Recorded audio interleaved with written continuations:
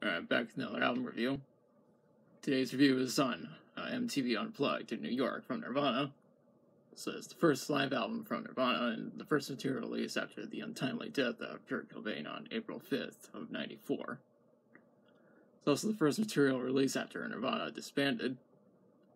I need to mention this that MTV Unplugged is a TV show that's been going on since '89, showcasing live acoustic performances of various artists. Other bands like Alice in Chains and Stone Temple Pilots have appeared on the show, though Nirvana appeared in '93. Now, Nirvana's performance was at Sony Music Studios in New York City on November 18th, '93, and premiered on December 16th of the same year.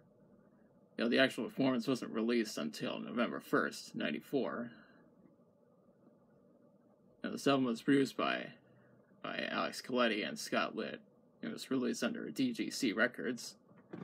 How this performance came to be was that Nirvana were in the middle of negotiating with the executives at MTV to appear on MTV Unplugged. Kurt Cobain accepted the deal as Nirvana were on tour with the Meat Puppets. We'll get to that. We'll get back to that later. Nirvana were on tour in '93. They had Pat Smear with them as a rhythm guitarist. Nowadays, he's a guitarist for Foo Fighters, but that's a different story.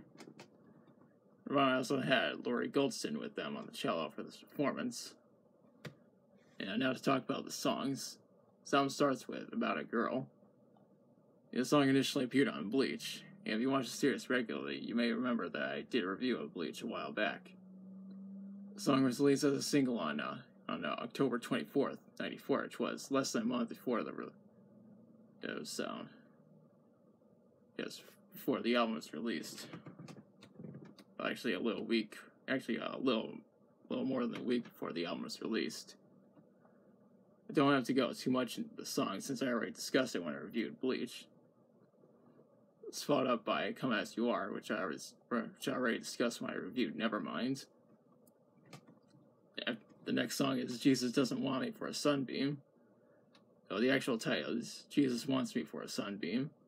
It's actually a cover of a song from a Scottish alternative rock band called the Vaselines. The song is meant to be a parody of the Christian hymn "I'll Be a Sunbeam." Most people were unaware of this song until Nirvana's Unplugged performance. And again, they also covered the song when they performed at the Paramount Theater on Halloween night of '91. It's interesting to notice that Chris Novoselic plays the accordion while Dave Grohl plays the acoustic bass guitar. After that is a cover of The Man Who Sold the World by David Bowie. I'll be honest and say that I've never actually heard the original version, but I should check it out at some point.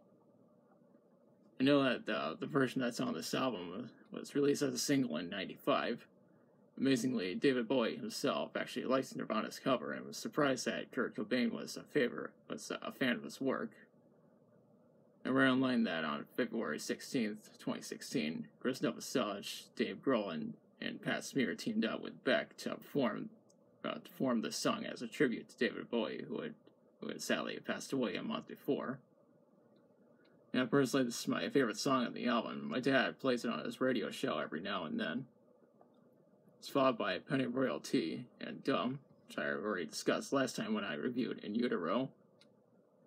Personally, I think this album has the best version of Dumb that I've ever listened to.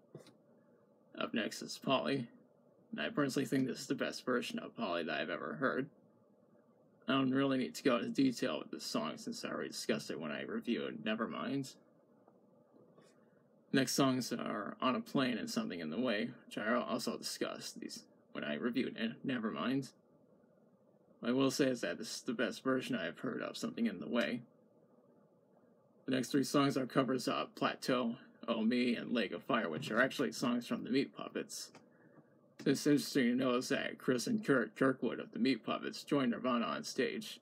The two of them were on guitars while Kurt Cobain was still doing the lead vocals, but without a guitar. I think these songs came out great, and even though I've never actually heard the original versions. Up next is All Apologies, which I already discussed when I reviewed In Utero. The version here was released as a single on February 5th, '94, which was 9 months before the album was released. The album ends with Where Did You Sleep Last Night? though the actual title is In the Pines. This is an American folk song, but no one knows exactly who wrote it. Those beliefs date back to at least the 1870s, making this the oldest song that Nirvana have ever covered. I find it to be unusual yet interesting that Nirvana would be covering a folk song. And this version was released as a promo single on November 1st, 1994, which was the same day as the album. We're in line that the 25th anniversary re-release has 5 bonus tracks, which are rehearsal versions of Come As You Are, Polly, Plateau, Penny Royalty, and The Man Who Stole the World. As you can see, this is the original version, which doesn't have those songs. Or at least it doesn't have those rehearsal versions. Some of this album received near-perfect reviews from critics, and rightfully so. Some was highly successful and debuted at number 1 on the Billboard 200, and even outsold in utero in the US, though it had 6.8 million copies sold by March of '95. It was even certified 5 times platinum by the Recording Industry Association of America.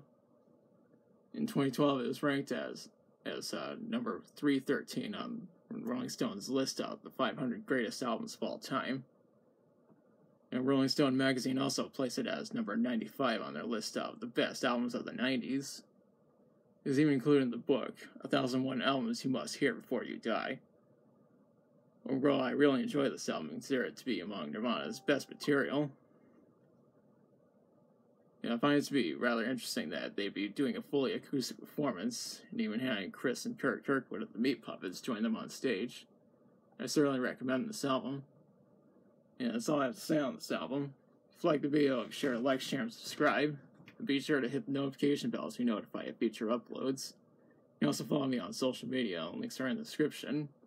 Leave a comment if you like. Thanks for watching. I'll be back on Wednesday with another review.